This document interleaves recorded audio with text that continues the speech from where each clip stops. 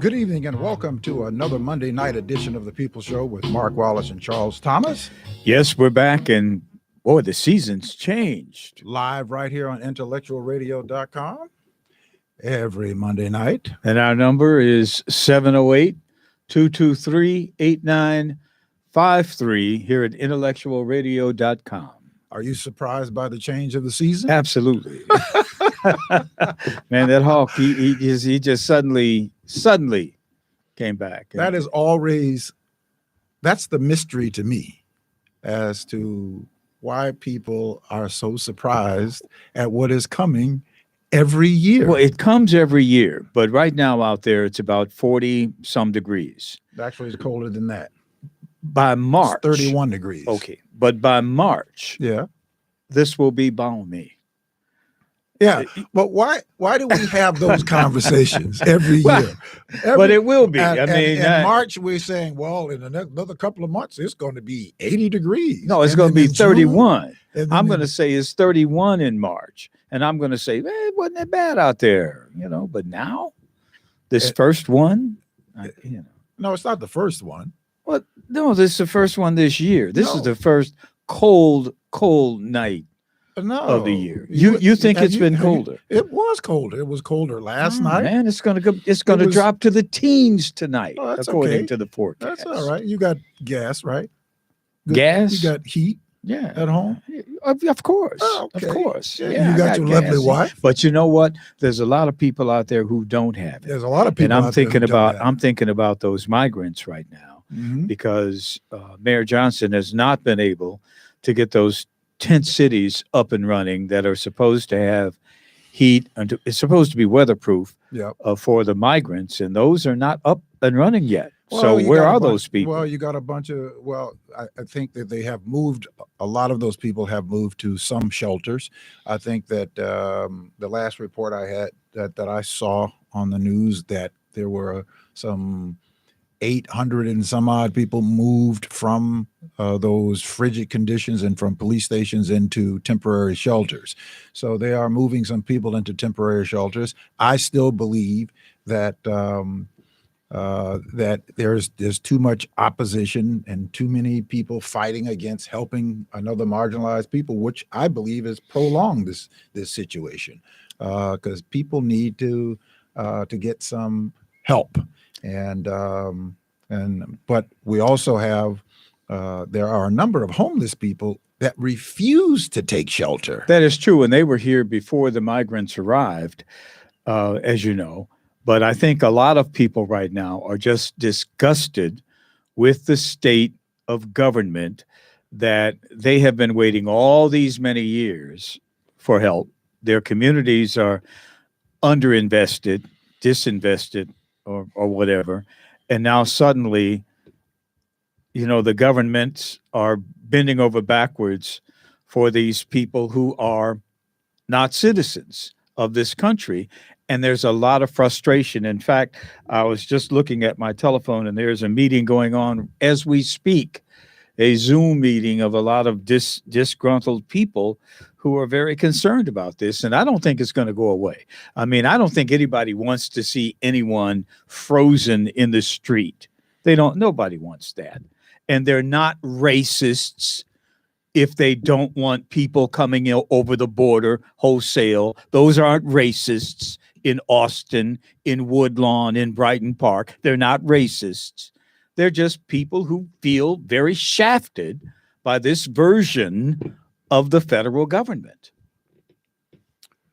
I get people feeling shafted because I think that people have been, in particular in our community, have been neglected, have been taken advantage of, have been manipulated and used for other people's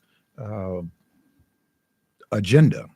I think that that has been longstanding, and we should continue to be and should have been outraged about it. But until we organize to do something about this, and that we could have some real power to do something, we will have the same kind of frustration. They are just banking on us, and they know it, of us continuously being disorganized. Who The people who have the power. The Democrats? The people who have the power. The people who have the power. Here we go. Well, look, let me just let And me they're tell you off. something. Come Let me on, tell man. you something. Usually you start with something very nice Let me- and let me soft. And we went right to it. Well, you started with that. So Of I course just had I to did. respond to it. But I You get know, I had to respond to it.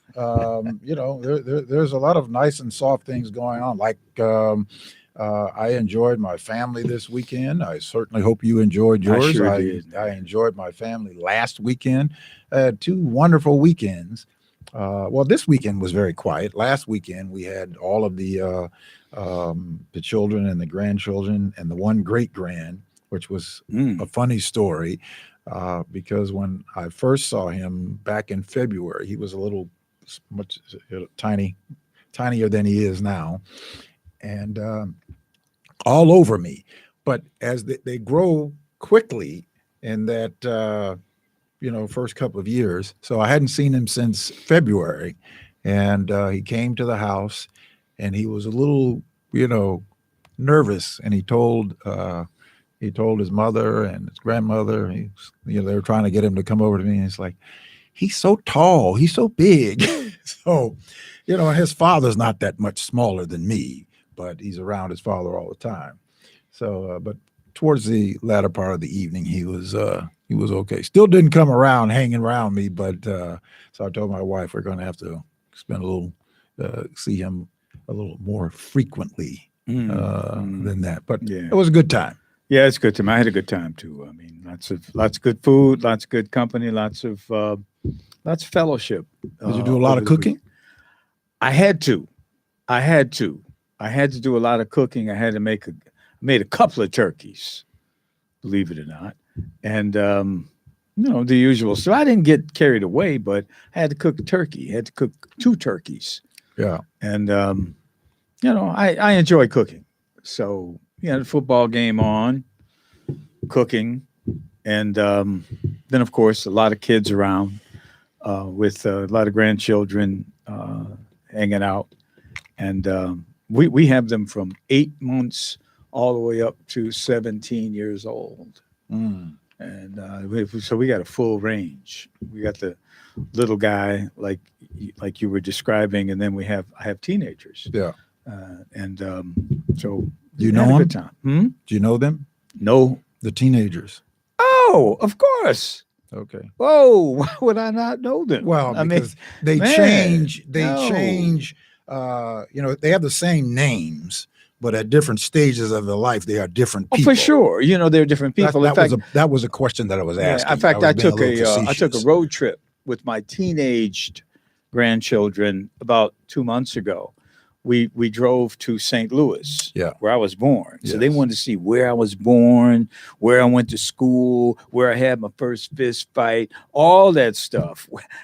So I took them, we just sort of did the Big Daddy tour. They call me Big Daddy. Yeah. So they had the Big Daddy tour. They saw everything. I had a Big Daddy. Yeah, we had a great time. He used to ride a big tricycle and had these big white gray sideburns. A tricycle? Yeah. My Big Daddy rode around on a bicycle. He was your grandfather. Yeah. My Big Daddy. He rode around on a tricycle. Big one. He never drove. Never drove. Never drove a tricycle. He was a custodian at the school across the street, but he never drove his car. But he always rode around the neighborhood on his big tricycle, and he would sit on the porch. And he had some sayings that it took. I was 30 years old before I really understood what he said. It made a lot of sense.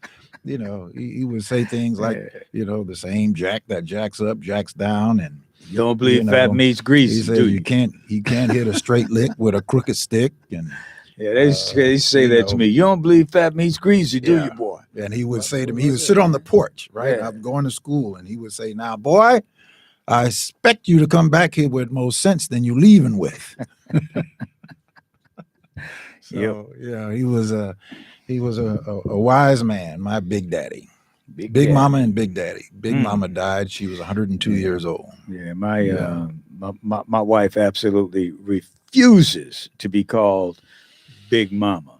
She's Puerto Rican, so I sometimes I joke and I would say Mama Grande. Oh, They don't call. They how don't. you Black never people call don't call me Big Mama Mama. Grande. Well, Yeah. I don't know that any other cultures that call they grandmamas and big mamas big mamas. well, why not? I mean, you I got your don't know of mama, any. and then you got your big mama. I don't know. And you got your daddy, and then you got your big daddy. You know any white big mamas?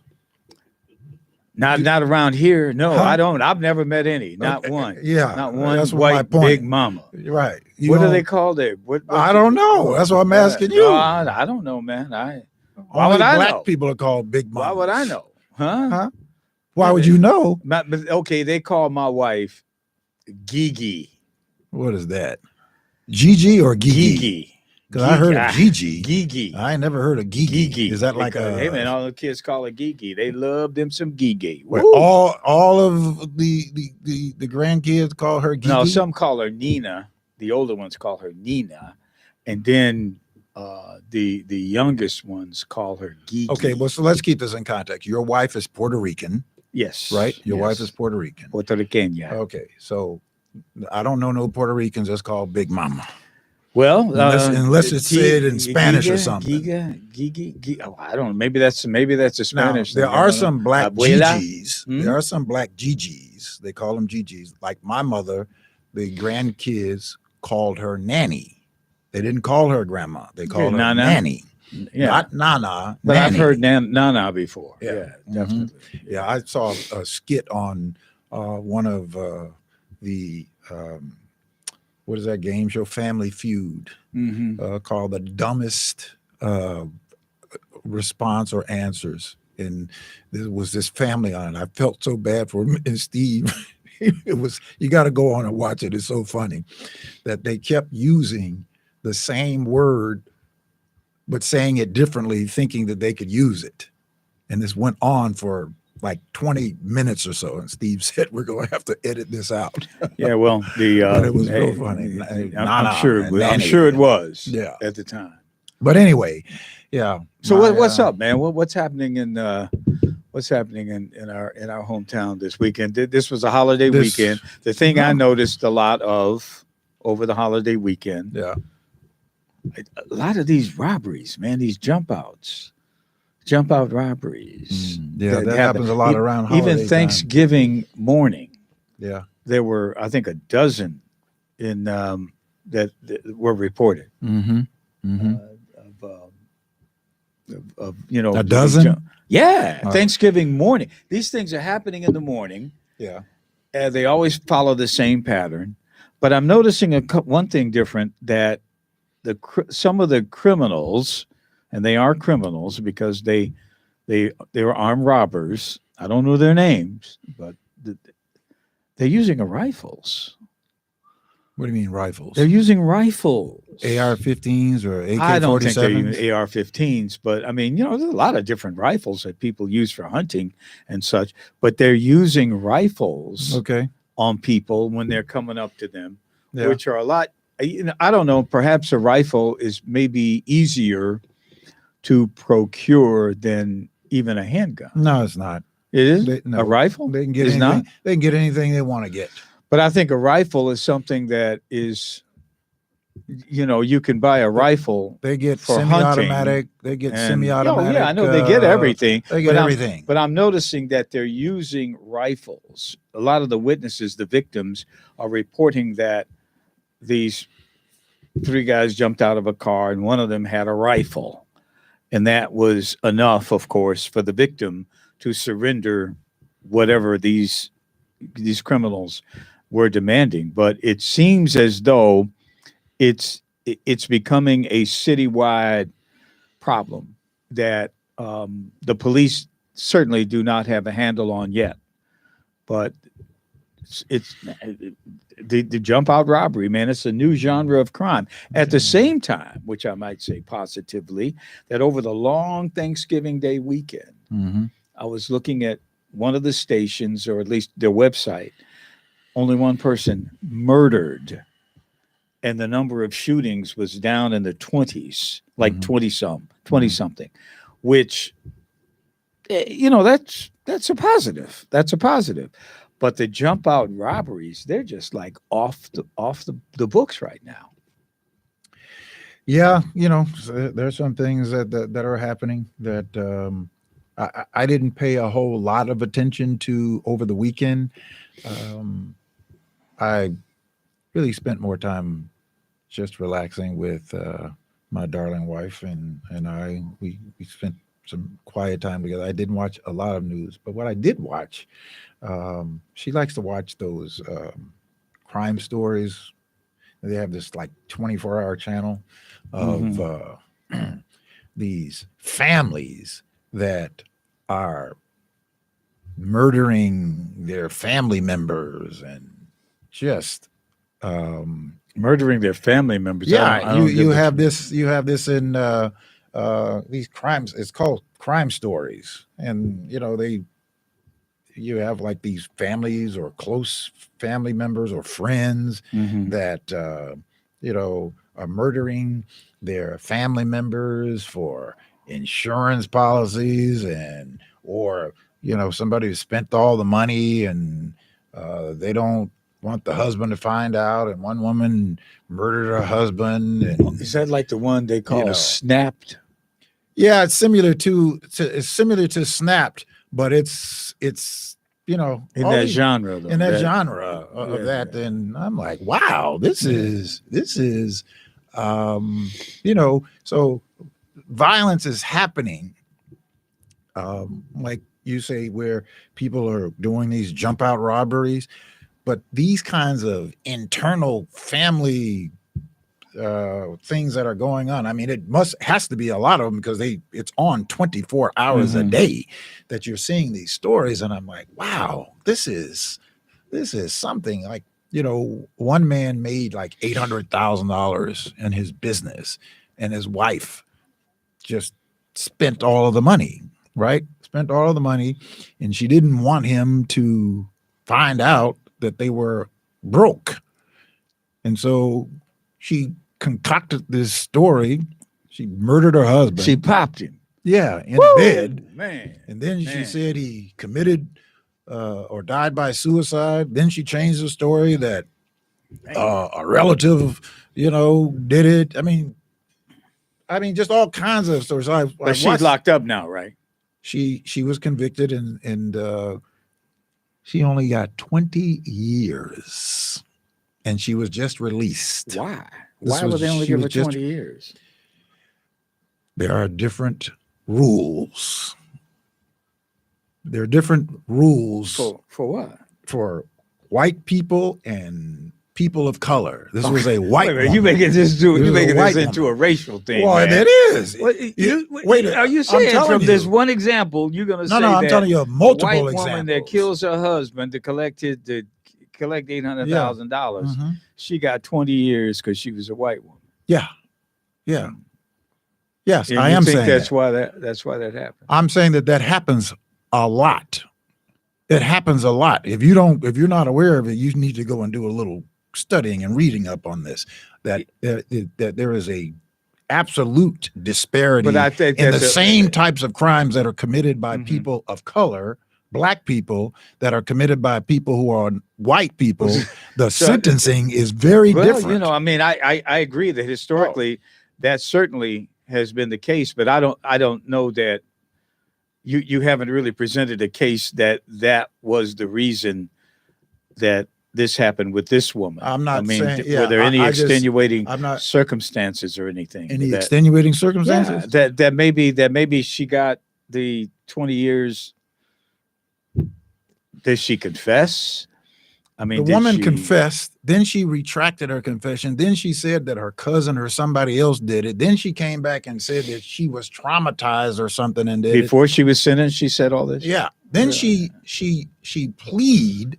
Then she plead, and then before they went into the plea, she recanted that. She recanted that, and somehow or another they gave her 25 years, and because her she then filed an appeal for resentencing, not for a retrial, but for resentencing, and she won on that appeal. So they reduced her sentence from 25 years to 20 years because they said that she had poor representation by her lawyers. I told you the story about the woman. And the judge arbitrarily made these decisions based on her that she was white. Well, I'm not arguing with you about that white folks do get less time, but this was a case of a white person who murdered someone and was convicted of murdering them, willfully murdering them, planning to murder them, premeditated, and got 20 years. Okay. I would have put on given her life, man. You know, I told you the story about the woman that the Carters hired. Jimmy Carter and his wife. Yeah. This woman was out with her relative. They got into a fight, and she ended up getting convicted of murder, and she thought her attorney convinced her to plead because it was a self-defense thing. Her attorney convinced her to plead and told her that, you know, you're probably only going to get, you know, a couple of years. And she pled. And the Carters fought it, but she pled.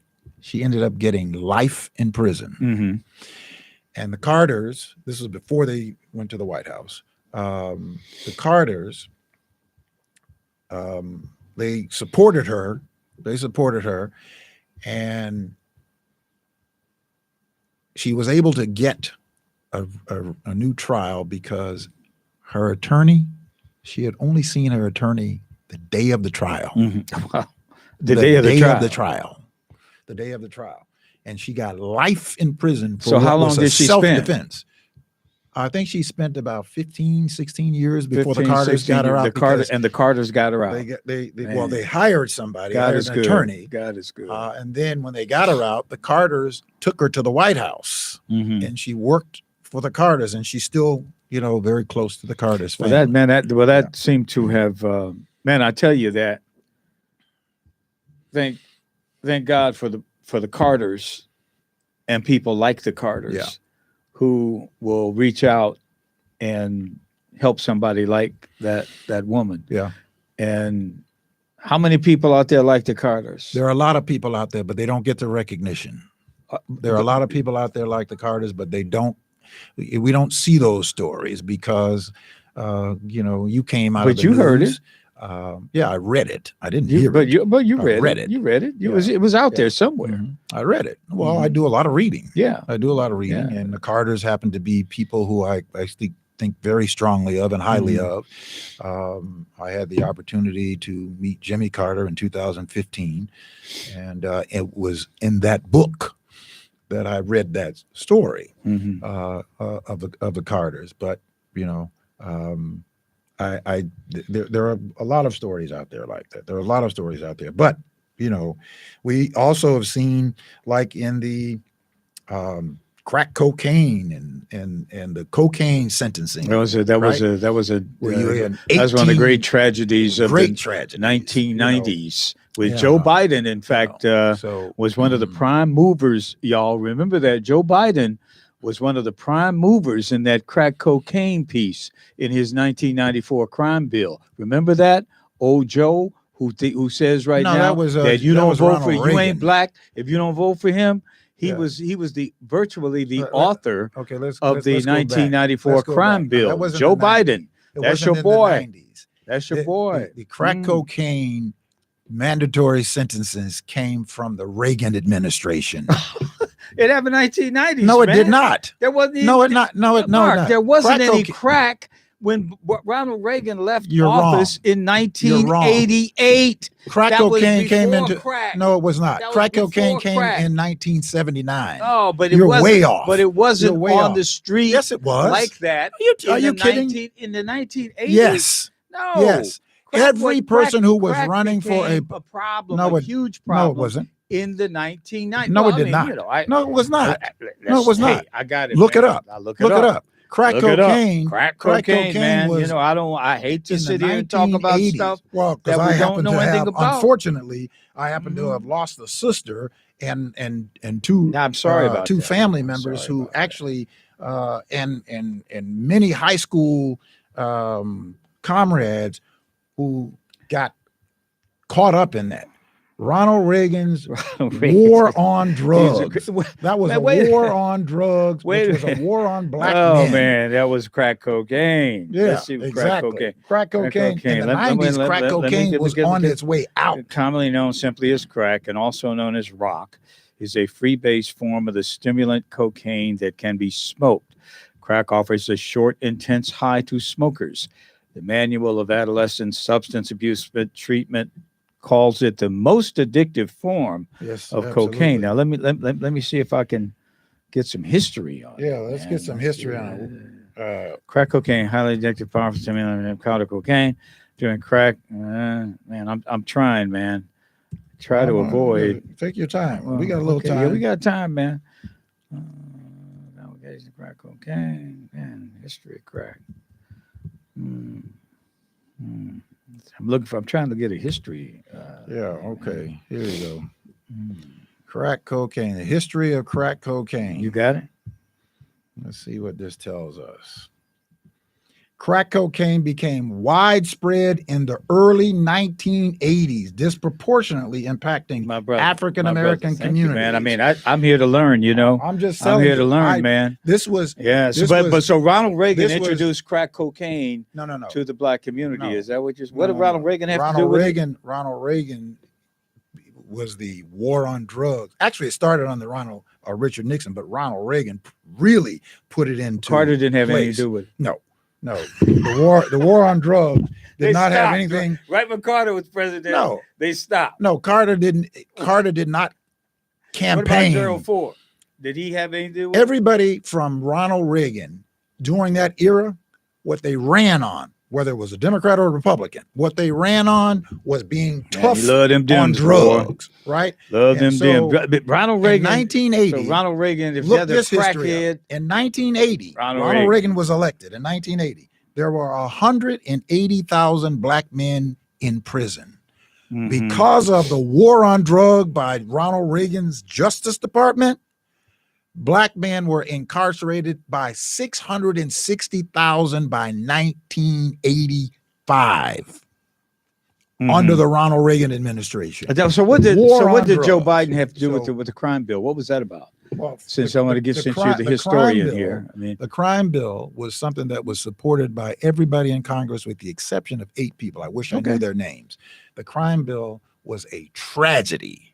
Was an absolute tragedy. Biden, I believe, was chairman of the Judiciary Committee in the U.S. Senate at the time. Right.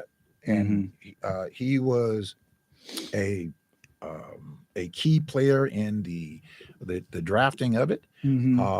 But every other Democrat, with the exception, I think, of 5, and every other Republican, signed on to it and passed that bill. And Bill Clinton signed it into law. And Bill Clinton, and they all should be apologizing and making recompense. Has Joe's apologized? Didn't he apologize for that? Didn't he do something? He did. Bill Clinton tried to. He certainly did try to apologize for this. And how we doing? We doing all right? Hit the go live on there for it. Didn't go. Yeah. We got it. Yeah. Oh, we go off or something like that? No. We're okay now. Oh, cool. Yeah. Okay. So so anyway, Joe was in on the crime bill. I think that was the point I wanted to make.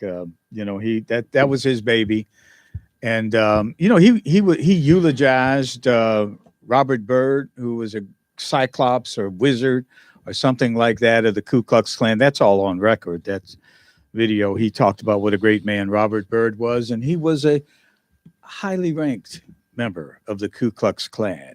But Joe changes. People change. I mean, I've changed. Yeah. I'm sure you've changed in time. Yeah, I he mean, has but changed. Those are He some has of the changed, things that drastically. Joe did during his career. And if you don't vote for him, you ain't black. He said that. And I mean, I could never vote for him. And so I guess my credentials are being questioned, at least by Joe. Your credentials. My credentials as a black man. I didn't vote for Joe Biden. Who's questioning your Joe Biden. credentials? Joe Biden. He said, if you ain't black, if you don't vote for me, then you ain't black. He told Charlemagne the God that in no uncertain terms. You didn't see that? Yeah, okay. You didn't see that one? All right. Yeah. So you want to take it literal, huh? Of course I'm going to take it literal. Okay. How else am I supposed to take that? Okay. If you don't vote for me, then you ain't black. But you're okay, Mr. The God. You're okay with Donald Trump saying, "Hey, look at my African American over there." Yeah, African American. I have no problem with that. Yeah, I have no problem with that. I know. I have no problem with that, man. No, you don't. I have no. I don't know what he did. Yeah. I don't know what Nothing. he did.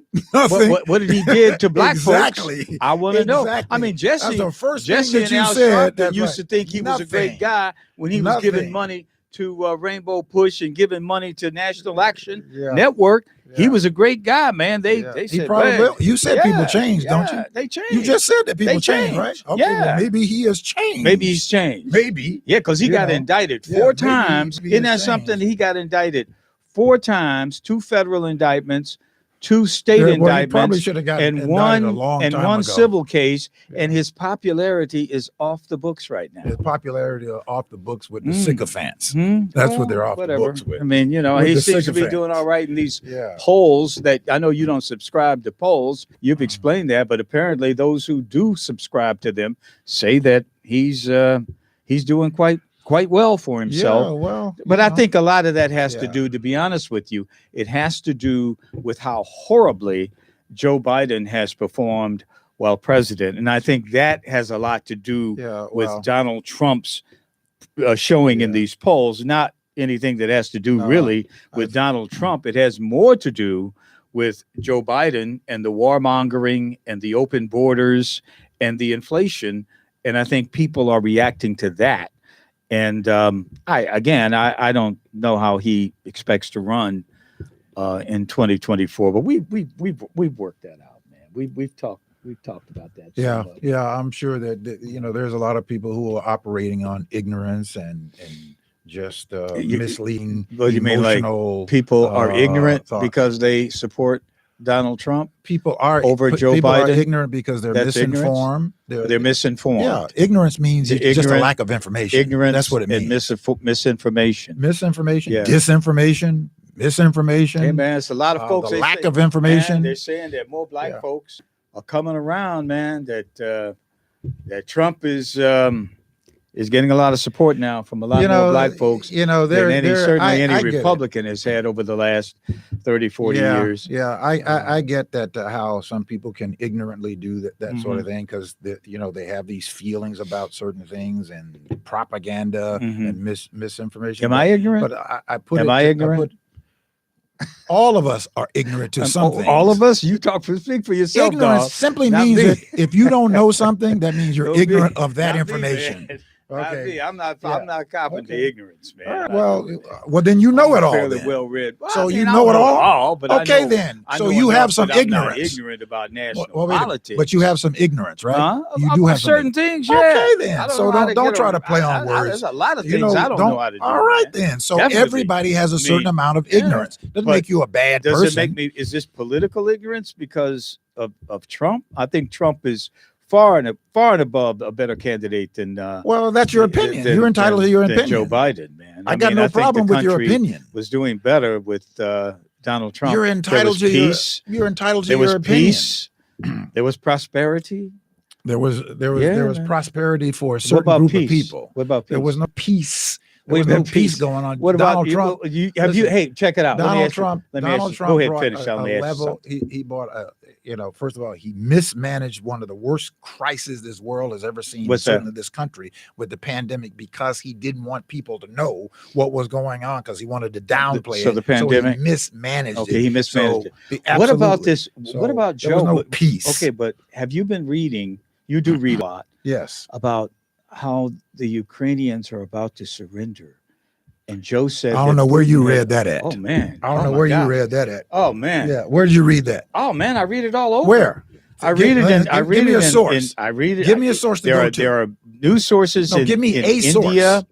The Hindu Oh, Times. in India. Oh, absolutely. No, give That's me a the mainstream second most popular. source. I just No, gave that ain't it a to mainstream you. source. Give me a Time mainstream magazine. source. How's Give me a that? mainstream source. Time magazine. Time magazine said Time that magazine. the Ukrainians are about to surrender. About to lose the war. That, No. That, you said about to surrender. You said they're yes, about to there surrender. are movements So in Time European, magazine said that. In European capitals. I'm getting ready to pull it up, right? Capitals. So I can pull that up. Time magazine called Zelensky delusional. Time if he magazine thinks he can win Time this magazine war. said Oh, that no, the Ukrainians delusional. Ukrainians delusional. Are you changing what you're Look saying at Time. now? I'm not changing. I'm telling you what said they said. that Time magazine said that they're about to surrender. I can't. Is that what you're quote the saying? Article I'm word just for word. No. The Europeans are now Charles, about. I asked you the to Europeans give me a source. Are leaning on. I'm giving you sources. No. I told you Time magazine. Look it up. Time magazine Look it said up. they're about Look to it surrender, up. right? I didn't say saying. about to surrender. That's what that you their said. movement toward peace Charles, I wish talks. we could play this And back, the 'cause you just said that. Ukrainians cannot move the Russians off 20% of their territory. Look. That's the fact. Folks, that's the fact. You'll hear before the end of the year. Let's see. We'll be back, and I'll ask Time Mark magazine about it said then. the Ukrainians are about to I surrender. didn't say that. You did say said, that. No, I didn't. I said that. Time magazine didn't say that. I'm You saying said, that. I said, give me a source. You said a Time that told you. magazine. First, you calls pointed to India. Zelensky delusional. So you Look changed it what up. you're saying. Delusional. You changed what you about said. to surrender. He's lost the war. Okay. Go for it. So you got to read it. Read it, Charles, man. Call it up. Charles, you lose credibility when you look, don't. Man, if I'm you're telling telling Mark, me that you're my saying something credibility differently. is solid. Wait, you are the one just telling said, me that Putin is said, losing the war. He is losing the war. You just said. You just said. Hear what he said? That you got from Putin Time is magazine losing the war. He said that. You heard him say it. You heard him say it. He says Putin is losing the war. Well, he is. His army lost. occupies 20% of the country. The 20% of the country that speaks Russian.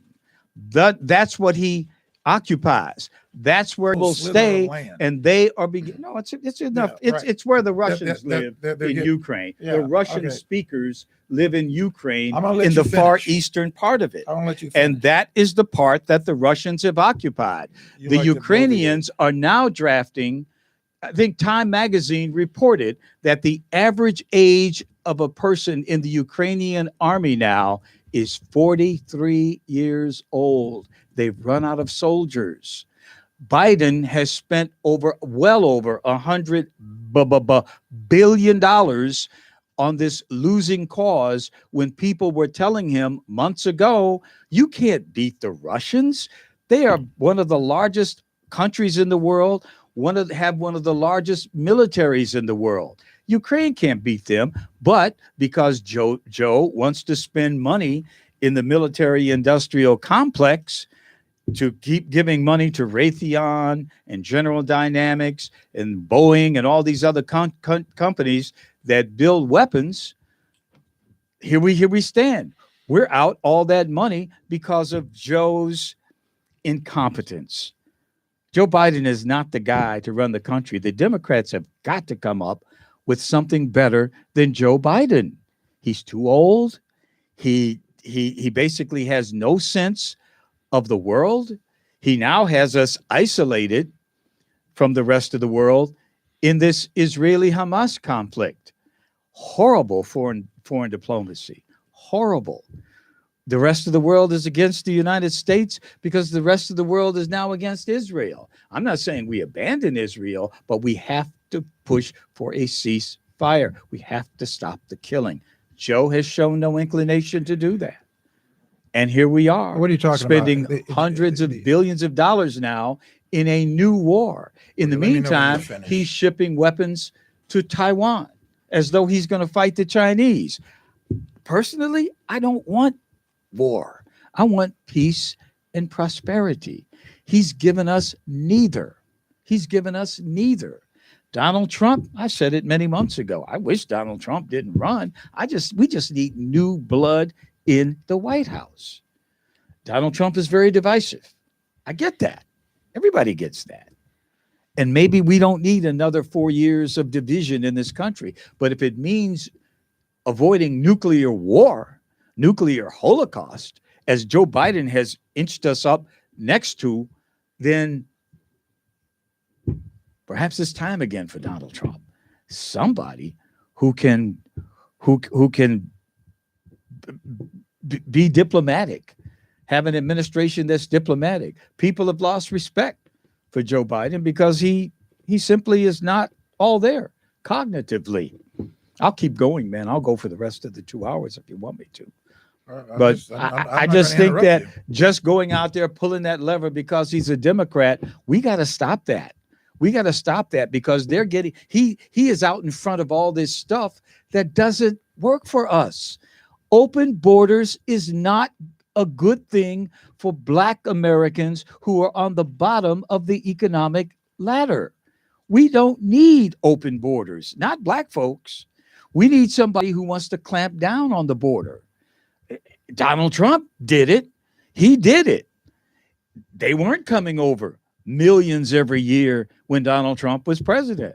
So if you've got immigrants sleeping in the field house in your neighborhood, then perhaps you got to reconsider Joe Biden, because another 4 years of this, I don't think that the country can stand. And I think we also have to think at some point about what's best for the country. We have to think about that because this is where we live. And we cannot let the country be overrun. We can't let the country's economy go down the toilet because we got to vote for these Democrats. We just can't keep doing it. We can't keep doing it. You're done? Yeah, I'm going to go to the restroom, man. Okay. All right. Well, look, let me just say that I understand how people. First of all, I found nothing in your New York Times piece or Time Magazine piece that said where Zelensky was delusional. I'll get it for you. But I understand people having strong feelings about things, but you really have to look at the facts rather than listening to this, propaganda or emotional rhetoric or people just throwing flames of because they have an opinion about a person, but don't look at the facts. You can't have an intelligent conversation when you can't agree on the same set of facts. And the facts are that economically, we are in a much better place in this country, and it's getting better. They talked about how you paid, and it was all over the news as how gasoline prices are down another 30 cents. So you're paying $1.30 cheaper for gas now than you did a year ago, 30 cents cheaper than you did this time a year ago. So it's down $1.30. Food costs are going down. Supply chains are getting better. As a matter of fact, the president just instituted another 30 policies today to ensure that we don't have the kind of supply chain problems that we had that caused a great deal of the inflation and a great deal of the increase in food costs and material costs that we had. I bought last week 3 sets of appliances that I paid nearly 30% less of the same exact appliances, only because those appliances were not available because of the supply chain problem that this administration has worked tirelessly to making sure that the supply chains got better, the economy is better, inflation is down just above 3%, our GDP is up near 5%, unheard of, and your prescription costs are down, your insulin costs are down. You won't be paying more than $2,000 a year for your your medical or medication costs as a result of the Inflation Reduction Act. So many of these policies that have been passed by this administration, your lives are going to be better economically and are getting better economically for the years to come.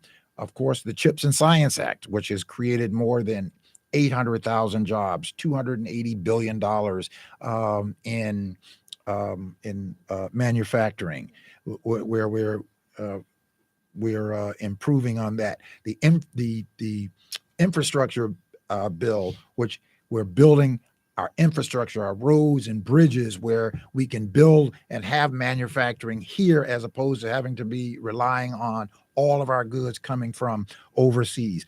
These are facts that you can follow, not the fodder that people have because they don't like a person or a personality. None of this stuff was done, and none of this stuff was supported by Republicans. I understand people have strong feelings about certain things, but I liken this to the reconstruction of a house. You may be upset by certain things, but to burn it all down, that doesn't take a lot of skill, doesn't take a lot of talent to burn things down. But when you're unhappy with something or you don't like something, you don't burn it all down because then you want to jump on the other side that cares nothing about governing, cares nothing about building, cares nothing about solving problems. I mean, you had Republicans after Republicans coming out, Joe Buck, and coming out, and other Republicans talking about their own colleagues saying, we have nothing that we can run on because we haven't supported, we haven't done anything. All we have done was burn things up. We haven't done anything to solve problems. And that's who people want to get people to go and support, who has done nothing for your community because you're frustrated about one or two items or two or three or whatever that may be. You work with the party or the people that you can get things from. The bottom line is for Black people, the bottom line for us is that we have got to get organized ourselves so that we could have the power to do what we need to get done for our people. We don't have the power because we're disorganized. We're doing a whole bunch of bloviating, whole bunch of name calling, whole bunch of screaming and yelling, but we refuse to do what you need to do is to organize ourselves together so that we could assume the power to redistribute the equity to make sure that our people get taken care of while all these billions of dollars are flowing. They have us fighting against other people who are marginalized, one oppressed people fighting against another oppressed people, where we are seeing billions of dollars that are being spent that are coming from one party, that is coming from one group of people who want to govern and another group that just wants to blow everything up, want to burn it all down. They don't want to govern. That's what we're faced with. Those are the choices that you have. So you work with what you can build from. I go buy a house. I don't burn the house down because the house is in a shambles. I take the bones of the house and then I go in and improve what is there as opposed to burning it all down. That's what some people want to do, just burn it all down. And then what you're going to end up with being in the rubbles. Then what are you going to say at that point? You finished? Yep. Very good, man. You know, the Bears 3, Vikings nothing. I don't care about the NFL.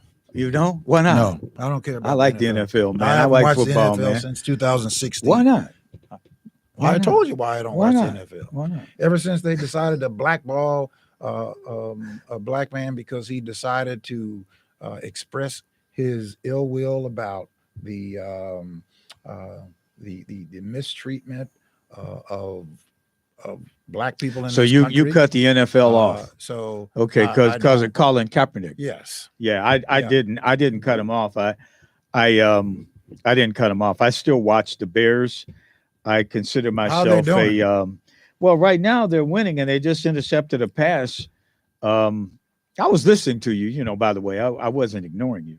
Well, that's okay. But Listen, no. but wait a minute. I was telling you. Last week they were winning too, I and was they trying. lost. Look, man, I tried. I saw the news. I tried to kind of change the subject. You see what I'm saying? That was a device. A device. A device that I used to try Talk to about football. Change the subject. So talk about football because you said your piece, and everybody's You happy said your now. piece. And all this. I'm waiting for all the federal dollars to come to Chicago, change the south and west sides, and the north side, and the east side, and everything. When all that federal money begins to flow in here, and all the migrants will be happy, and they'll all be making $60,000, $90,000 a year. All the young brothers who are out in the jump out crews, they'll get jobs, making $60,000, $90,000 a year. Oh no, they won't. And they won't. No. Where they going? No, they won't. What about the jump No, out they won't. boys? I'm going to tell you. What's gonna happen Let me to tell them? you why. Let me tell you why. Why? Because we refuse to organize ourselves to make sure that our communities don't get passed. We are among. We listen to what I'm saying to you, okay? And I'm going to respond. We, as the masses, refuse to organize ourselves so that we can have the power to make the people who are in charge of distributing that wealth, that money, to making sure that our communities don't get passed over. All we like to do is sit in these silos and scream and struggle and be completely disorganized while the money passes us by and they watch us do it. Can I say something? Yeah. We are the most organized political subgroup in the United States of America. No, we're not. But Mark, you not let me finish. I'll let you finish. We vote 90% here in the city of Chicago, certainly 90% of our vote goes to the candidate of one party. We are extraordinarily organized. We're better organized than any other group in this country. And we get nothing for it because the people who we support take us for granted. I know it's very simple. They take us for granted and they exploit us. We have to leverage our political power. And in a two-party system, we have to deal with the other party as well as other parties. Maybe it's the Green Party. I don't know. But we can't keep giving it away to one party. And if we give them 90%, we're organized. We are organized. We have to change the paradigm. See, we are working on a civil rights paradigm post-World War II. After World War II, Harry Truman, who was the president after Roosevelt, he integrated the civil service and the military.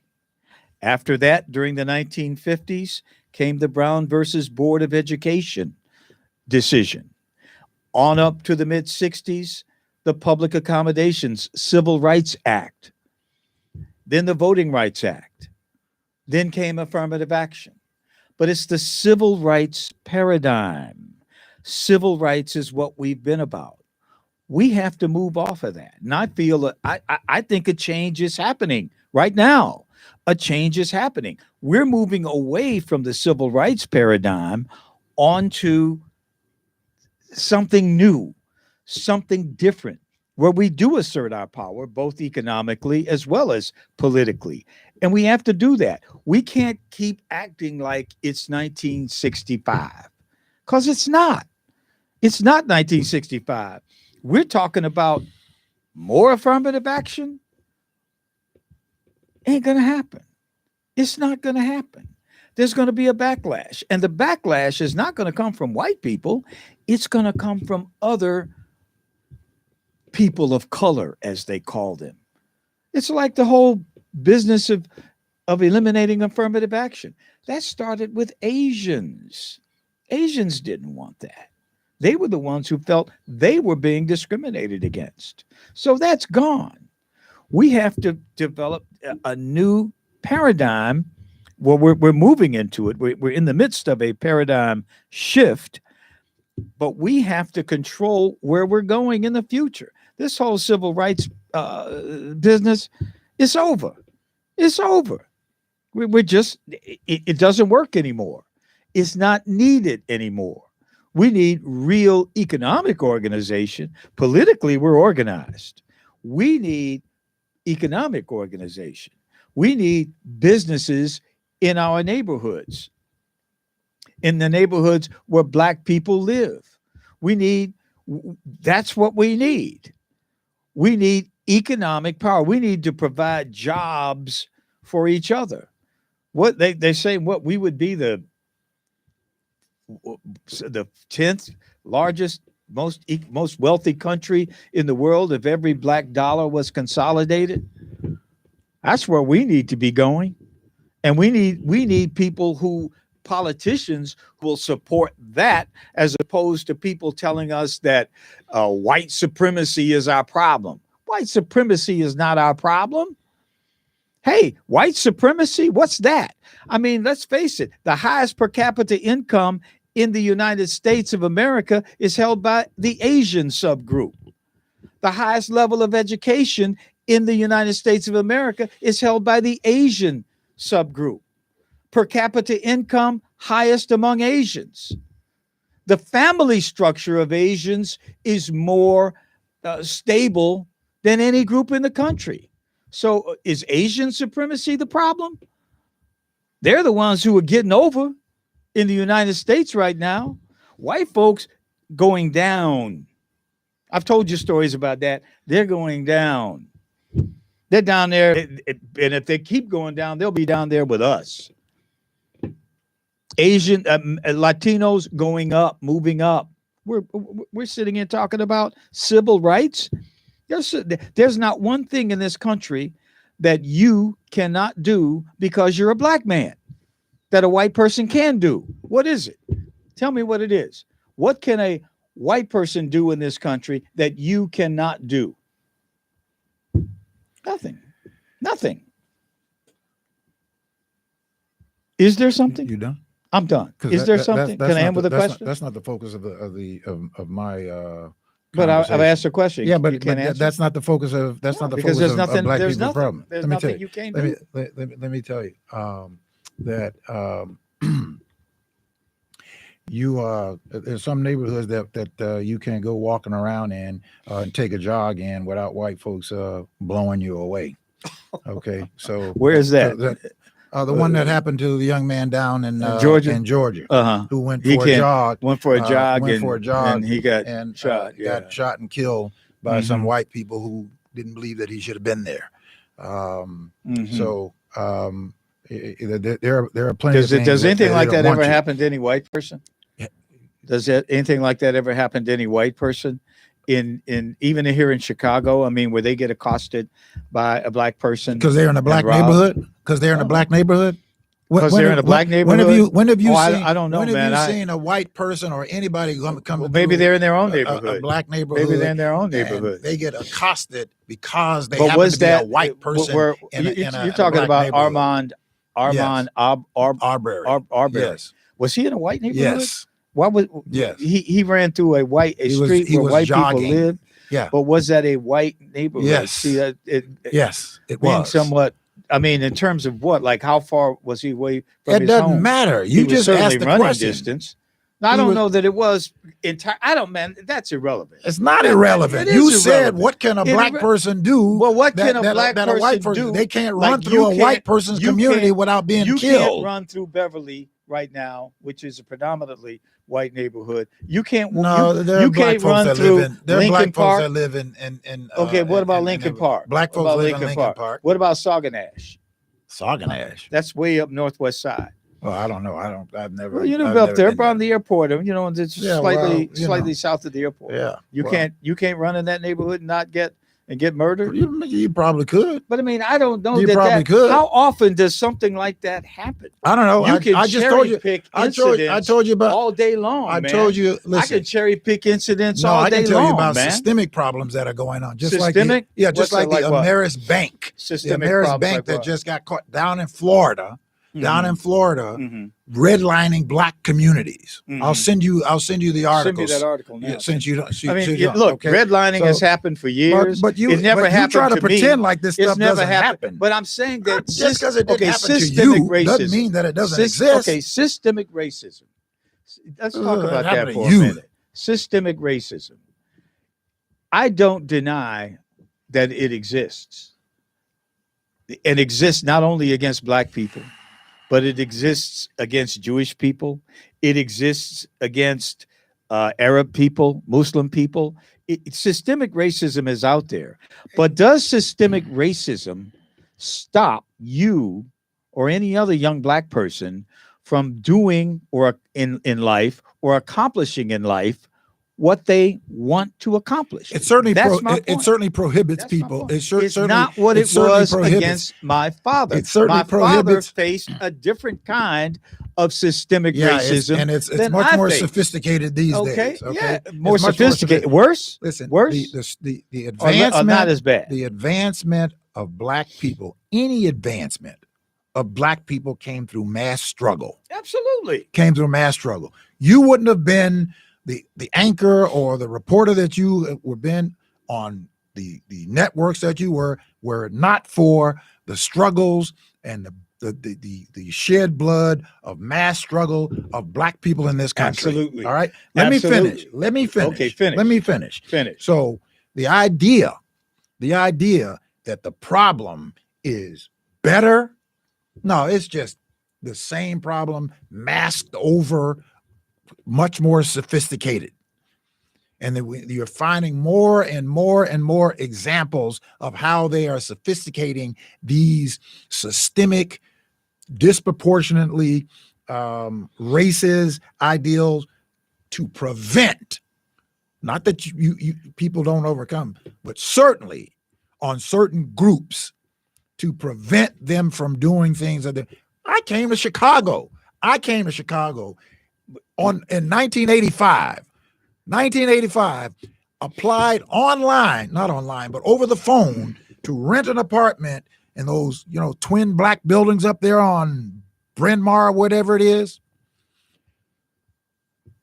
Passed, got approved.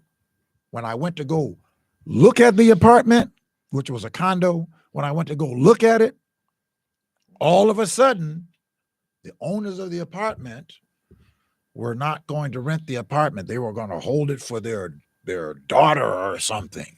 All of a sudden, okay. The trouble I seen. So, hey man, look. Let me tell you something. So brother. just miss me with all of this idea of being an apologist for racism and these racist ideals. You did miss your me thing. with that. You did your thing.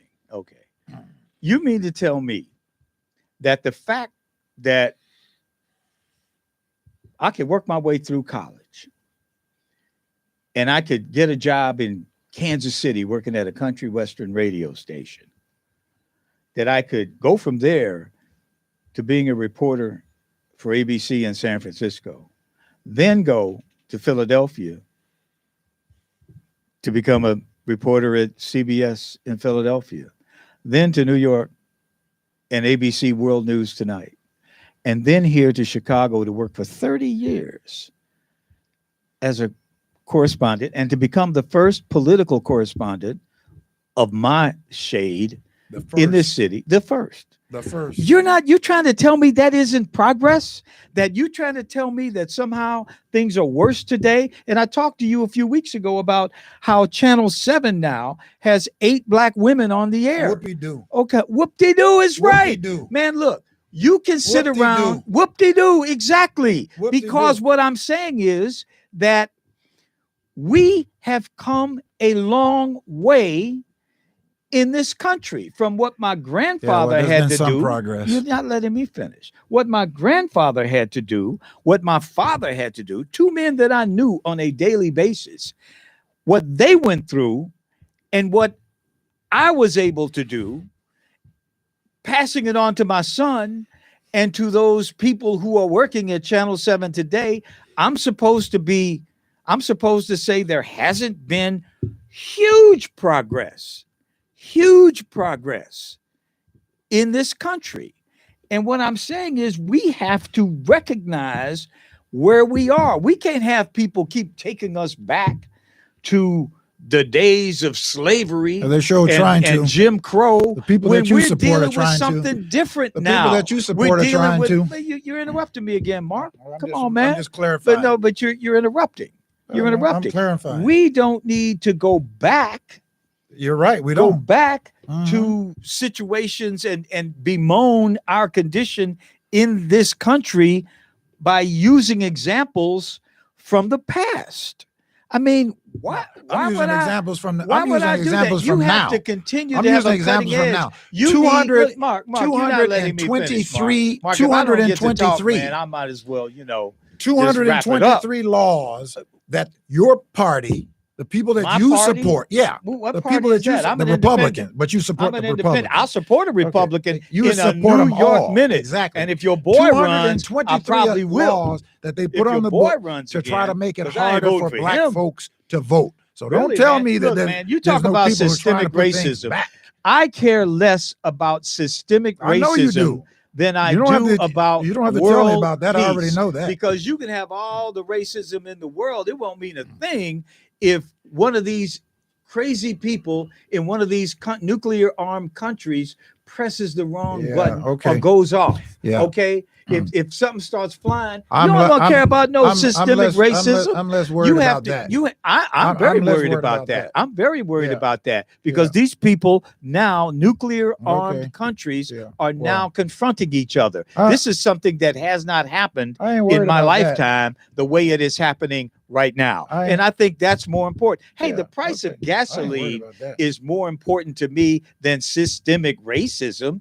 What is systemic racism? Now, real racism, like Ahmaud Arbery and what happened to him, that's real racism. I'm concerned about that.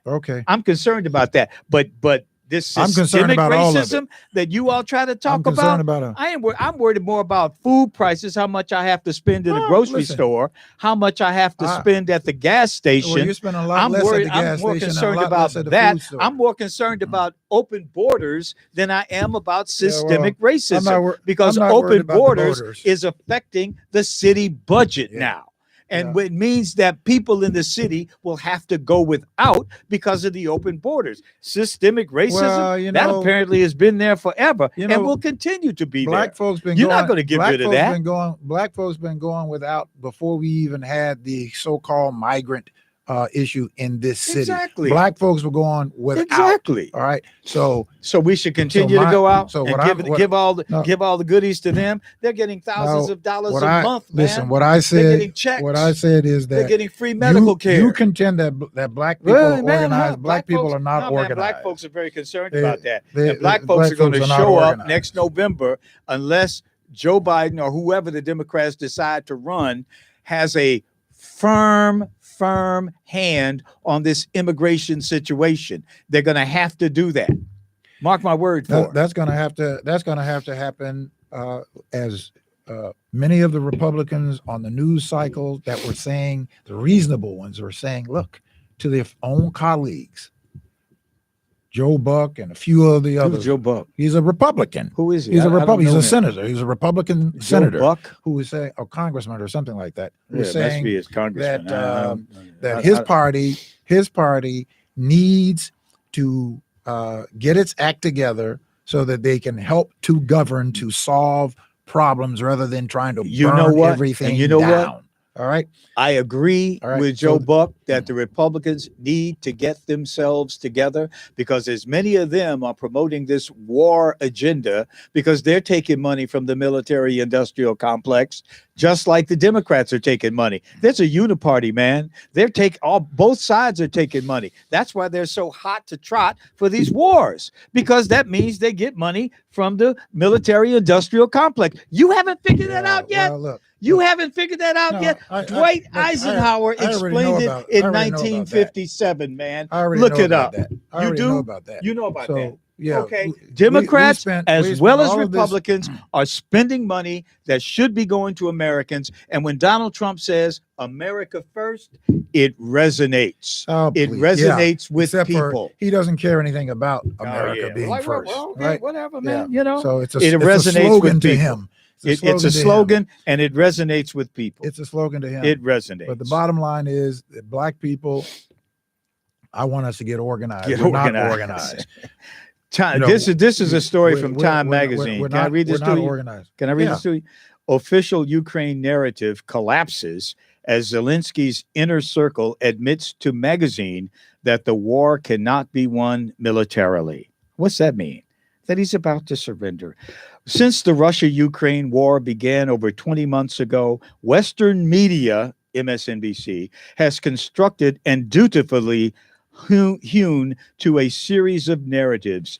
So Volodymyr Zelensky is a war hero and resistance leader akin to Winston Churchill. Ukrainians are eager to volunteer for the war effort while Russians flee conscription.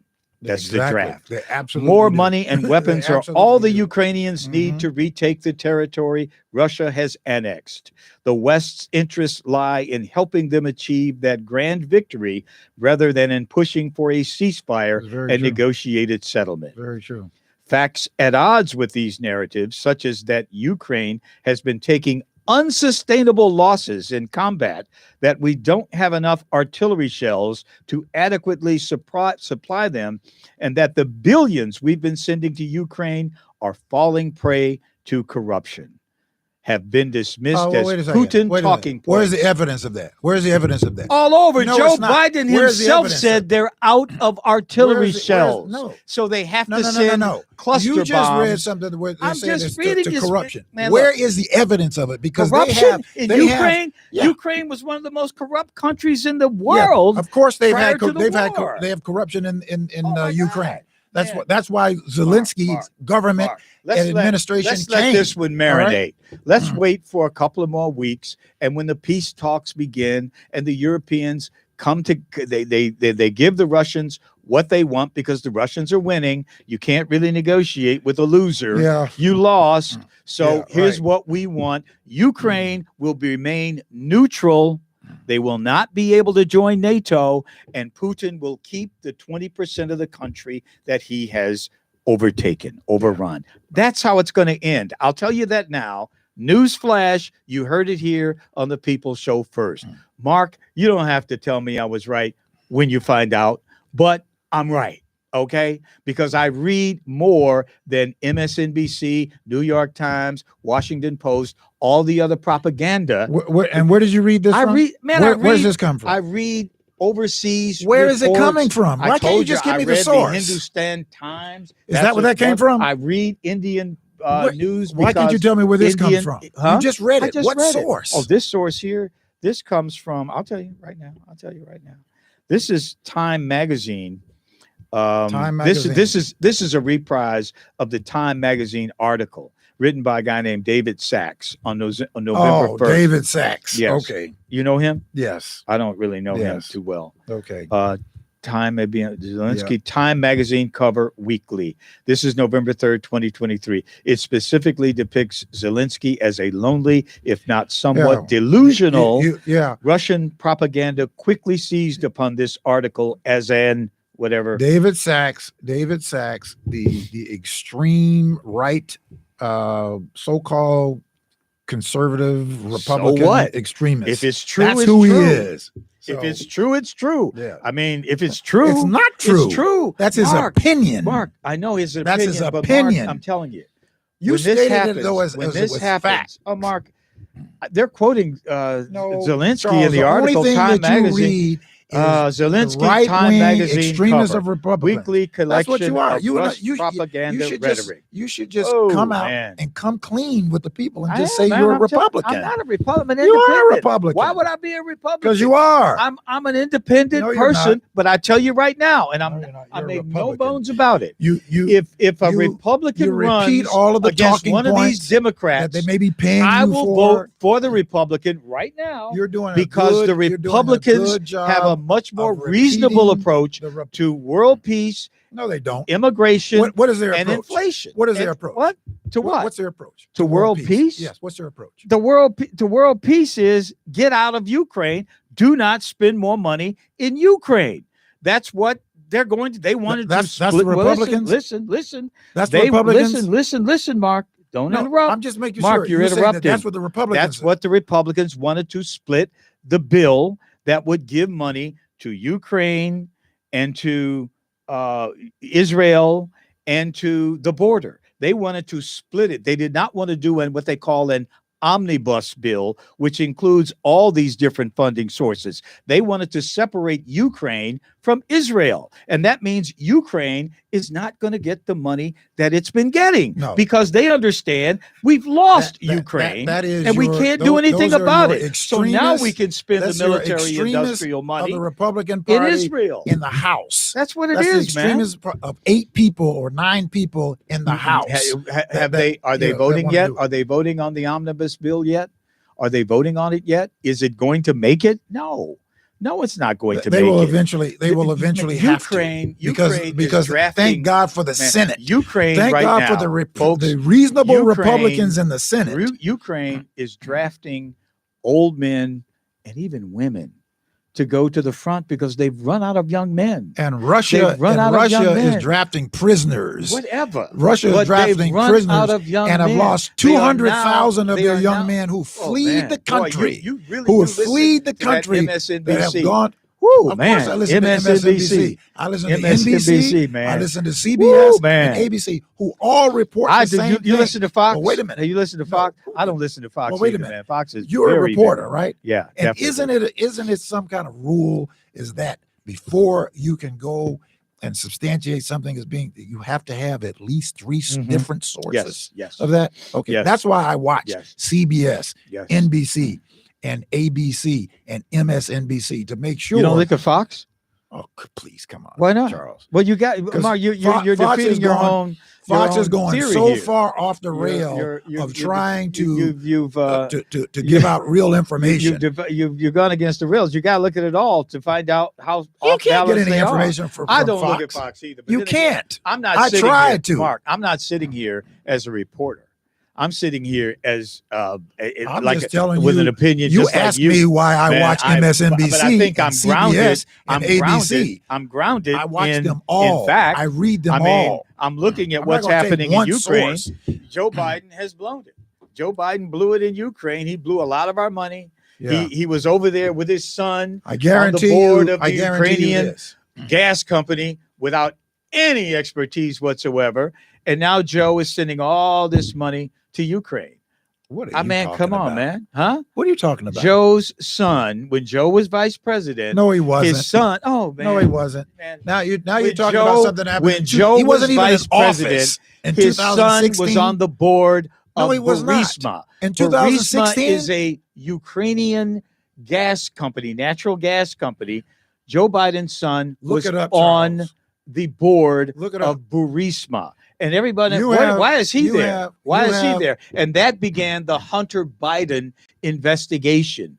That fact alone. And Joe even bragged investigating for about and he was 10 months now. That they have been found not one shred of evidence. Hunter's company was being investigated by the what would amount to be the Attorney General in Ukraine for corruption.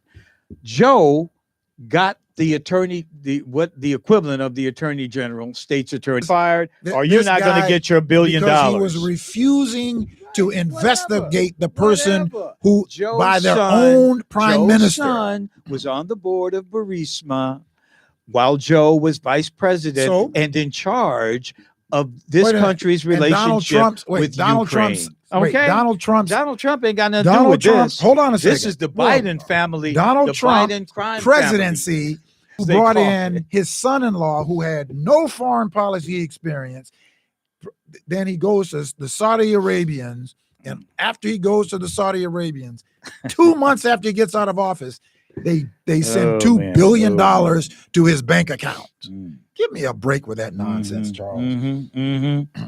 Let me I'll give you, man. Let me go back. I'll give you a break, brother. I'll give you a break because I won't even bring it up when your boy Zelensky. Oh, I'm not even concerned. Retires or whatever he does or gets a. You're talking about some extremists like Michael Sachs. Come on, give me a break. Who? Michael Sachs? Or whatever that guy's name is that you're talking Michael about. Michael Sachs, the writer. The writer.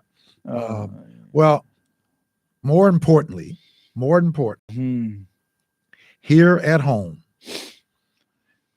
black people, going back to that statement that you said that black people are the most organized, we are not organized. We are not organized. Yeah, we are.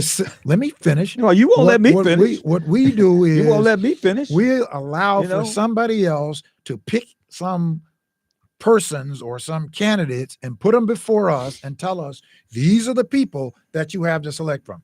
People who are organized can select their own people that they want to run for what political you Negroes office. do? You very dutifully do exactly what your white masters tell you to do. Your white Democrat masters tell you who to vote for, and you Negroes go out and vote for them. I don't. No. I'm different. Look, Mark. You do what your white master Republicans tell you to do. I say this all the time. Didn't you do what they tell you to do? Let me tell you Didn't you do what your white master Republicans tell you to do? Let me tell you something. You did exactly what they told you to do. I am the minority. 90% of black people in Chicago vote and think like you do. Yeah. Okay.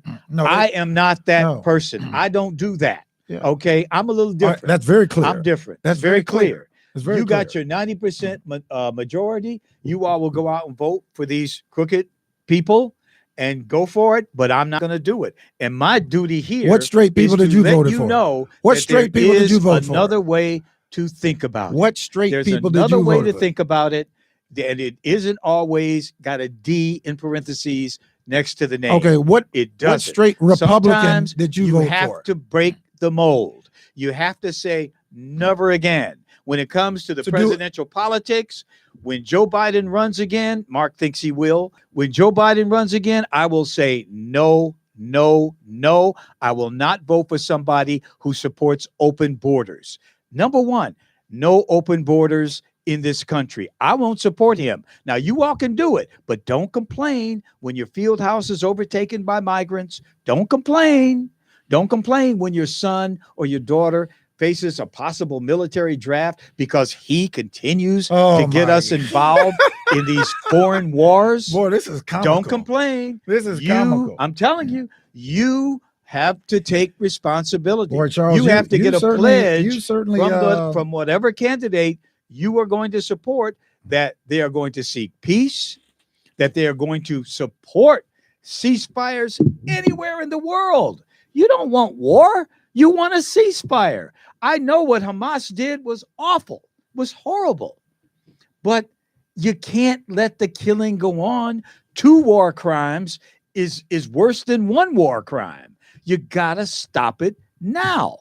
And if Joe Biden doesn't want to support a ceasefire, if he wants to call it everything else, a pause, but not a ceasefire, he needs to insist on a ceasefire. Joe Biden can stop this just like that, just by telling the Israelis, hey, we ain't down for all this mass killing in Gaza. No. Can't do that. You got to find the bad guys, but we can't go out killing women and children.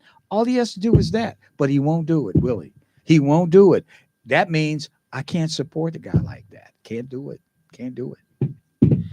Well, thank God that the president is working hard and working with each one of those factions. Like Netanyahu. They have gotten.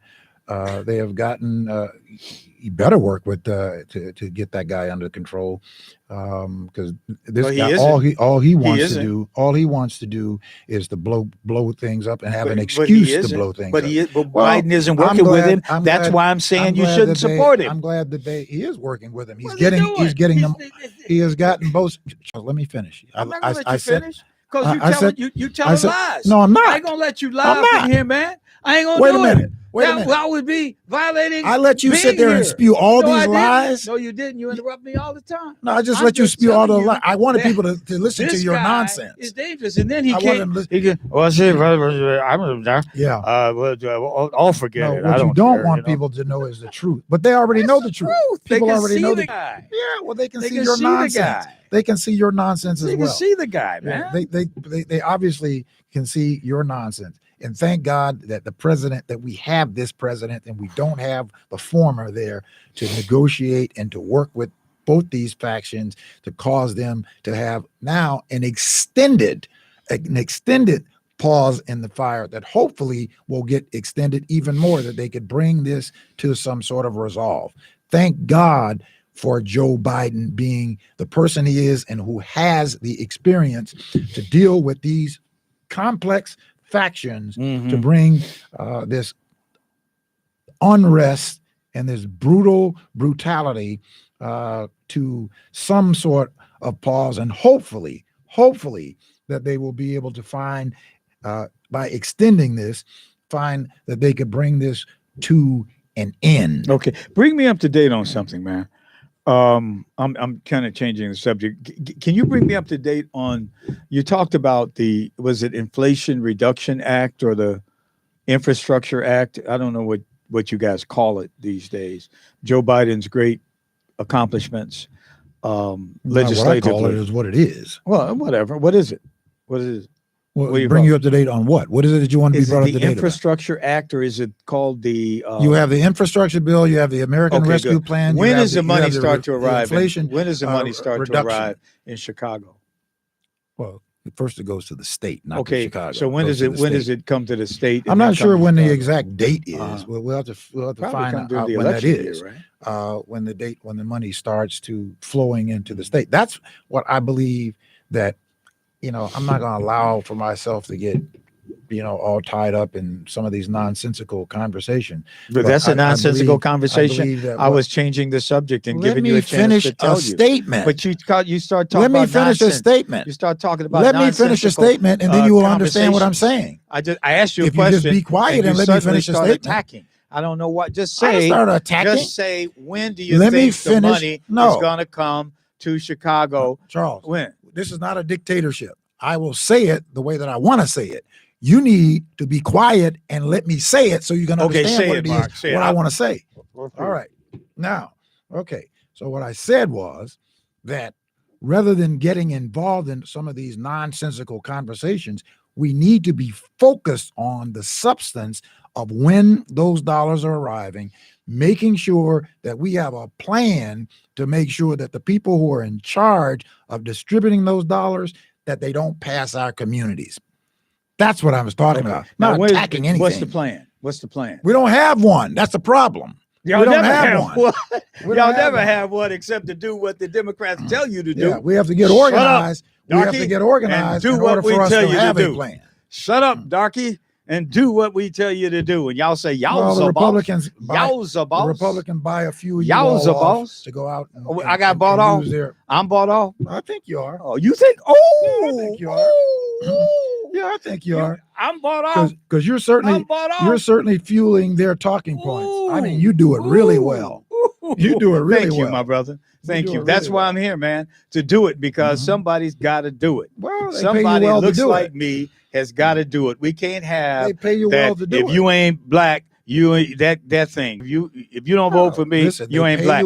You can't have that. You do a good job at it. So I have to come here every week, and I have to represent. Yeah, I have to do it. Somebody has to do it. I'm the loyal opposition. You the loyal opposition, man. Of course you somebody's got to do it. That's how the Republicans do. And man, I'm telling you. And you know what? I got to tell you something. I am developing a cadre of fans out there. Thank you, everybody. Well, good. I'm developing a cadre of fans. Yeah. They tune in to hear the other side. They don't always agree with me, believe me, because they give me grief on the phone. But man, I thank you all for paying attention. I really thank you for paying attention. They do, and I really appreciate your responses, because I can't say it's all positive. Can I say that? Well, not all positive, but they know there's enough positive. They know the difference between nonsense and substance. People out there saying, "Go get him, man! You got him. Then there's others who call and say, "Man, you a sellout. Yeah, man, I used to like you, but I don't really care.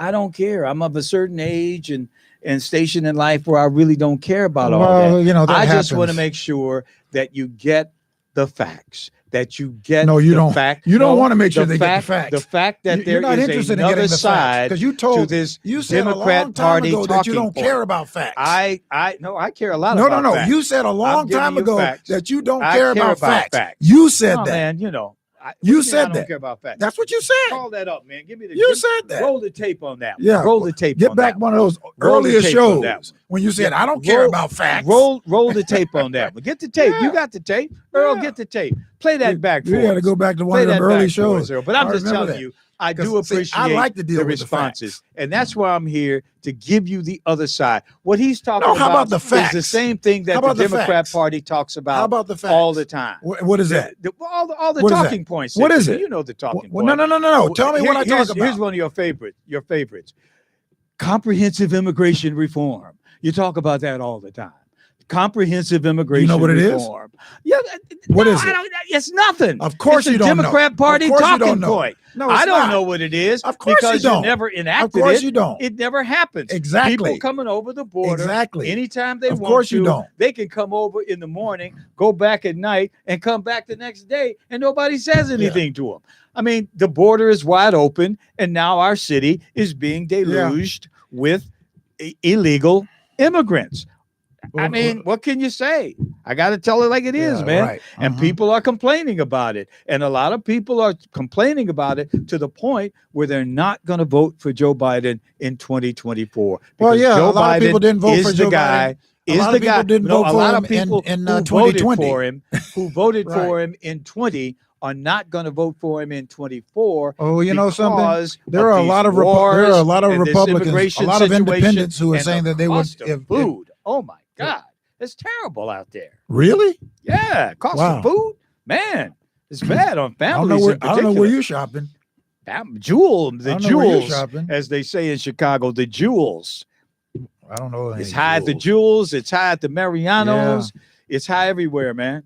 Maybe the jewel It's where high, you live man. at. It's high. Well, you live Well, up there the in the high jewels, rent, they pretty much in the have high the rent district. They have the. I live in the high Yeah. rent district. That's probably I pay high rent. That's where you live. No, I you pay don't. high rent. You don't pay rent. I pay high rent. I I pay high house note. You don't. I pay high I don't house think you note. have a house note. Huh? I think you paid for your place. No, man. Pay for a I couple of don't think you know anything about my personal finances. So To be honest with you, yeah. no, I don't. No, I don't. It's none of my business. You're making assumptions. Right. It's none of my business. You're But making assumptions. the point is that factually you're incorrect. You're factually incorrect about food costs. food costs. Okay, folks. Are you telling me that food Mark costs says have not food gone down? costs have gone up dramatically over these last 3 I years. said that? Food prices have gone up dramatically over these last 3 years. And Now, food you can costs, believe that statement. food costs or you have can gone believe- down. Yeah, food What's your costs have statement? gone up. What's your Food statement? costs went up because of the supply chain problems that we've been having, and in fact, they are now going down. The cost. Okay, of you food, say the food's going the down. cost- He says food's going down. Food y'all. costs are going I'm- down. I'm looking forward to it if he's right. Food costs are But right going down. now, what I have to pay is a lot more than I was paying 3 years ago. Okay, that's me. Mark, obviously, he knows where to shop. Yeah, okay. He gets his food at a lesser price. But for all you folks out there who feel like me, Yeah, well, they You shop. feel like they me. shop. They That's shop. They What know can I that the prices are going down. Gas prices. hey, are we're going at down. 708-223-8953, 708-223-8953. You're listening to The People's Show on IntellectualRadio.com. My name is Charles Thomas. His name is Mark Wallace. Thank Speaking you. of the border control, this guy Juan David Ortiz, a border patrol police officer, was convicted of murdering 4 women in 2018. He's And he was supposed to be, yes, he was a border patrol officer who claims that he was cleaning up the streets. with Convicted of killing 4 women. killing women. Yeah, murdered 4 women. And the only reason that he got caught, or the reason he got caught, one of the women that he had I guess, kidnapped or whatever, got away and turned him into a police officer that was nearby. And he finally confessed. These were women who were, had drug addictions, prostitution problem, but he calls himself This is cleaning up the Texas? street. What part of Texas? I forget the But down by the border, apparently, yeah. because that's yeah, that's where he was worked. right, Man. that's where he worked. He was a man, that's terrible. yeah. But these weren't Yeah. migrant women that he No, killed. no, they were not. Mm. They were not. Most of them were of Hispanic background. And he was Hispanic. His name sounds Hispanic, right? Juan David Ortiz. Yes. Mm-hmm. Yeah. Chicago. Now, speaking of fines, and I wrote a little note to the current administration that they really needed to find some other way than of balancing the budget rather than on the backs of, the hardest hit people, poor people, working class people. There was a story last week that came out about the rat fines. Over $123 million in uncollected rat fines. That means if you have rats, you get fined? Well, if you have buildings that you have not taken care of and are not properly controlled with abatements, you get fined. You're responsible for that. You have garbage that is out on your property that is attracting rats, and you don't do. But there happens to be this one company that's owned by a woman by the name of Susie Wilson that owes more than $15 million in uncollected fines. Rat fines. Rat fines. Now, they will boot your car if you have 2 or 3 non-paid parking tickets. They will boot your car and it will cost you $160 for the boot fee, plus the towing costs and the tickets. But here's somebody who I believe she has some contracts. I forget what they are, but she has some contracts with the CTA or some one of those agencies. $15 million in uncollected fines and total of $123 million in uncollected rat fines in the city of Chicago. But yet you will go after, poor, hardworking people who are just trying to make it because they got a couple of unpaid tickets, and you send boot brigades. They now have boot brigades that go out and they work 7 days a week, 24 hours a day now, that they go out at nighttime, running up and down the streets. Now, I'm not sure how they deploy them and how they're covered. If they're covering every part of the city, I don't know. But I do know that in certain areas, and I've gone up north and I've seen in some areas up north where I've seen a few boots on cars, but $123 million in uncollected fines. You've done very little about these. You got properties all over. Oh, she has properties all over. Yeah, she's got properties all over. But they obviously are in areas that are rat infested. Obviously. Which suggests to me she has vacant properties that she has not taken care of. She's in low income part of the city, obviously, because I don't know where these properties are. No, the rats. I don't know where these properties are. You don't have Chicago rats has a rat problem. It has a rat problem, but the rat problem in the Gold Coast is a lot less intense than it is in other parts of the city. I don't know about that. Well, I mean, I would assume I lived at 1120 North LaSalle when I first came to Chicago. And I used to come up Oak Street, and I thought they were grasshoppers because they were all over the grass. When I got up close, it was a bunch of rats all over the yard, man. In my building, 1120 North LaSalle, where I used to live, I know where that is. You can see rats running across the doorways. So I'm not so sure that the problem on the north side is any better than it is on the west side. So she's got. My point is, they should, deal with her. They should absolutely deal with her and deal with the other $123 million. Where are you reading that? This was a story that came out on WBBM News. Mm-hmm. Yeah. This came out on WBBM News. Channel 2 or the radio? Radio. Mm-hmm. WBBM News. I told you I listen to them all. You listen to them all, man. I can't listen to them all. I listen to them all because I want to get the information. I listen to them all, and then I go and read throughout the night and read them all. I don't, that's putting out this information. Fox News, that's not news. That's just a joke. Fox, these days. Channel 32? Not Channel 32.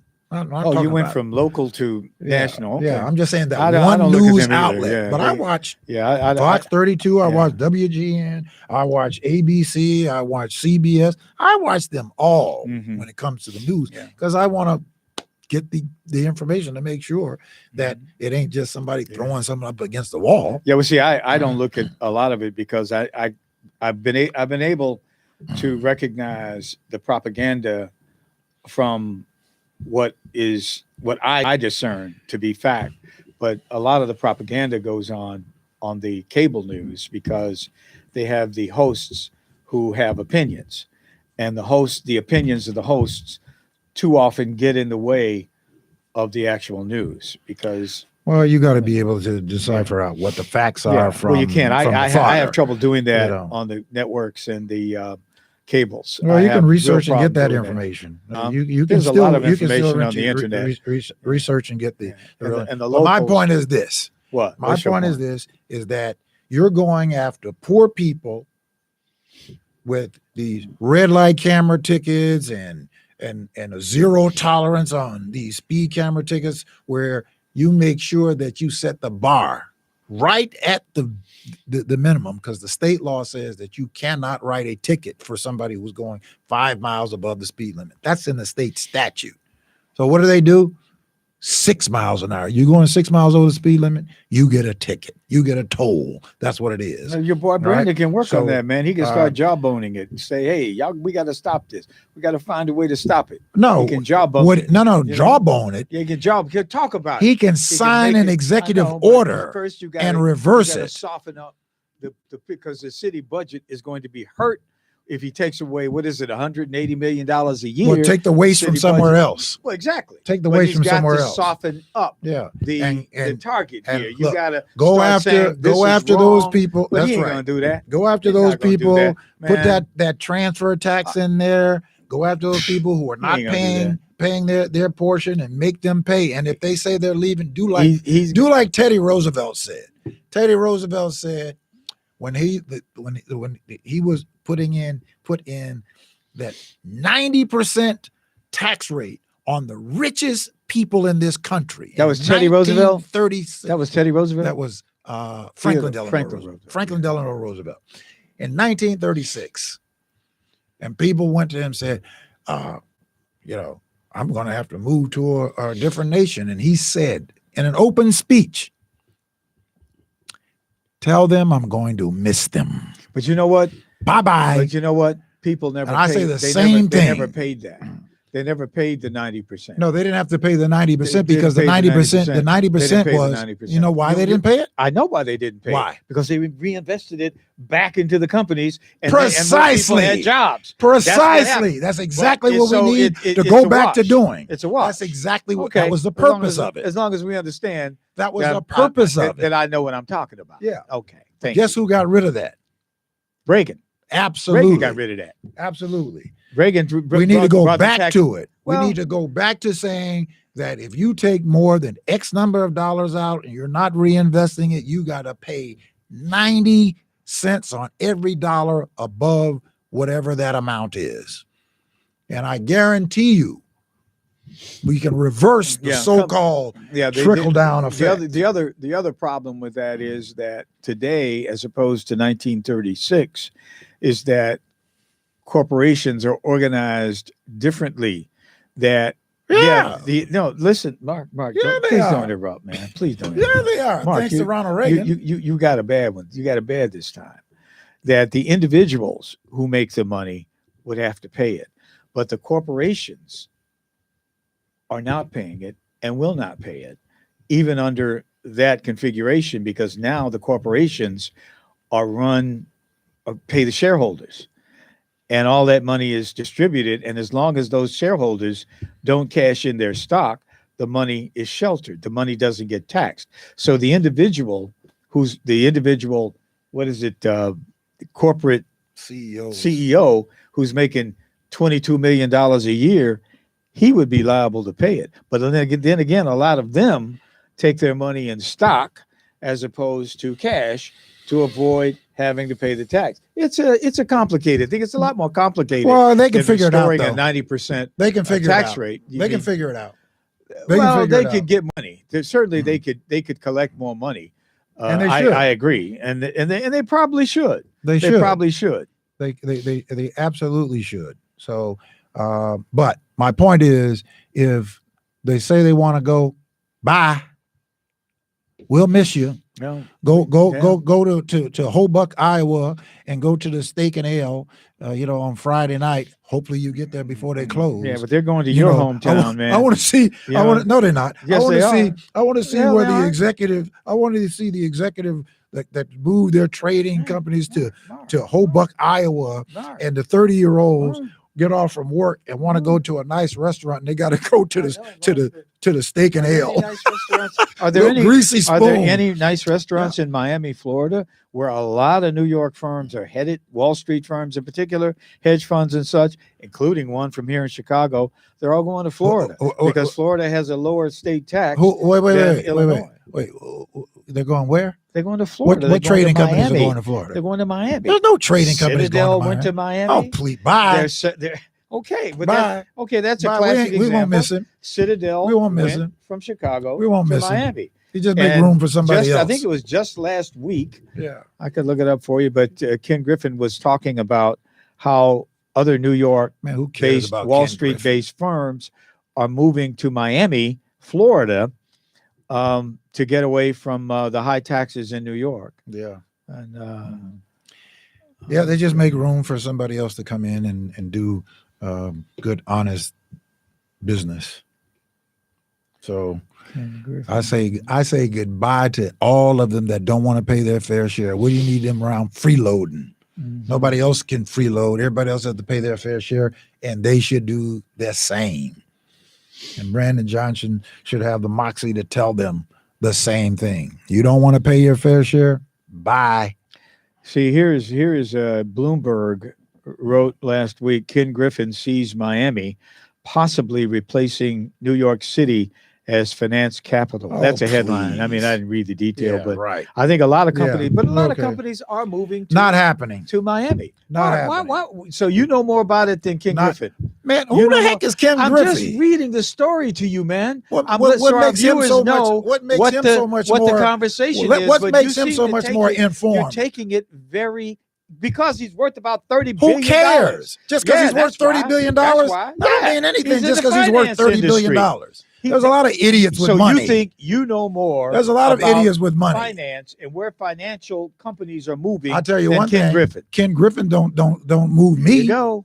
Ken There you Griffin go. don't move me. Exactly, and I don't expect He him don't to. move me. I just read a headline to you. He may move and you, got but not me. emotional. And you got emotional Yeah, about because you it. talk about Ken Bloomberg Griffin. I don't News care about what Ken wrote a Griffin story, says. and I simply called it up on my magic And I telephone. guarantee you it's not and happening. read it and said, "Hey, folks, I Ken tell you what. Griffin is saying I that tell you what. New York Ken Griffin New is York, wrong. Companies are moving I to guarantee Miami." you. That's all I did. I guarantee That's you Ken all Griffin is I wrong. did, y'all. So That's yes, all I do did. more about it than And he gets does. emotional Because I about promise it. you Man, that this is idiot a very does not difficult know. time, man. You know, I'm gonna bring my blood pressure machine next No, time my blood and take pressure your is blood good. pressure My blood pressure because is you're good, getting upset dude. about a newspaper Yeah, because article. you want to tell me that something about was Ken written. Griffin. Like Ken Griffin is Why somebody. wouldn't I bring Who it the up? heck cares We about were Ken talking Griffin? about it, so I brought Yeah, it up. Ken Griffin and is said, nobody hey, you know, to me. Ken Griffin last week. You said might be New York enamored by him, but firms not are me. moving to Miami in Bloomberg News. The editors at Bloomberg thought Ain't no something trading about it, firms. so they Ain't quoted no- him. I'm just ain't no telling you, trading folks, firms what's going going on to in the world. Miami. He's reacting promise to you. it emotionally. Hey, No, what I'm time just is it, telling man? How we doing, Earl? Huh? Yeah. We got about 5 minutes because this clock is not happening. got 3 3 minutes. minutes. Yeah. Anyway, man. I mean, I'm just trying to give folks the information. I'm just Yeah. trying to give them the information. Don't be Maybe alarmed. people in New York are concerned. Personally, it doesn't mean very much to me that financial firms are moving to Miami. I just wanted to make the point. Man, To make the point that people are talking about it. I guarantee all. you that the All right. trading firms will not Tranquila, be going to Miami. tranquila, senor. Don't worry, Tranquila. that won't be happening. Tranquila. That Just- won't happen. What does that mean? That means be cool. Oh, be I'm calm, cool. Tranquil, I'm cool. Tranquila. I'm cool. You talk about Ken that Griffey happens Jr. to me all the time, Please. man. At my crib, I'm told all the time, tranquila. Okay. Oh, Like, telling you to be calm down. You calm down. Oh, Anyway, man, so this you has get been emotional at home. Well, yeah, absolutely, man. You have to. You know, Why? you're having a conversation, and you might get excited. What's And wrong with that? I have an angel in my house who will say to me, tranquila, and I immediately power down. Oh, okay. That angel gets me to power down, man. All right. And I can power down just like that because I'm just trying to just, Well, I got I'm one just too. trying to give our viewers Yeah. information from the other side. That's all. I'm just letting you know what the other side thinks. And I really enjoy this. This is fun. This It is fun. This is a mission to me. This has become a mission. I prayed on it and said, I will be here as often as I can be here. I'm glad you prayed. Come up with the The Bible says the one Report thing that the the Bible other tells us that side. we all always do is pray. pray. Absolutely. Always Pray. pray. I All think right. they're playing us off. All right. We pray that you all have They're a playing us off. good week. A good week. And we will be back here next week for another great edition of the People Show right here on Intellectual Radio with Mark Wallace and Charles Thomas. you forgot? Yeah. Good night.